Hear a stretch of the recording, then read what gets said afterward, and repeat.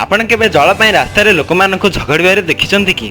आसंतु जानिबा दिल्लीर water crisis विषय। 50 degree तापमात्रा Delhi रे जेतेबेले जल टैंकर आसिला सबुठारे हाहाकार हेबारु लोक माने अल्प जल पाइबा पई उड़ी आसंती। किंतु काहेकि यह घटुची आसंतु यहाकू भल भावे जानिबा।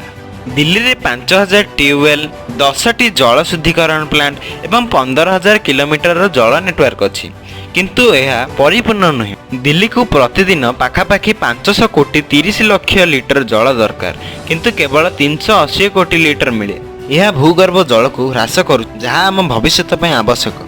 किछि अंचल रे केवल 2 घंटा पई जल पाइबाकू मिलुछि एवं यार गुणवत्ता बहुत खराब होइछि। सेतेबेले टैंकर माफिया अधा सप्लाई को चोराई नेउछन्ति, जहाँ दीर्घ अंचल रे पदनमा सह एको छाडु। एही संकटर समाधान पई आपण सहायता करबाकू चाहुछन्ति कि? सेव वाटर कही कमेंट करंतु एवं आवश्यक अनुसार वाटर यूज करंतु।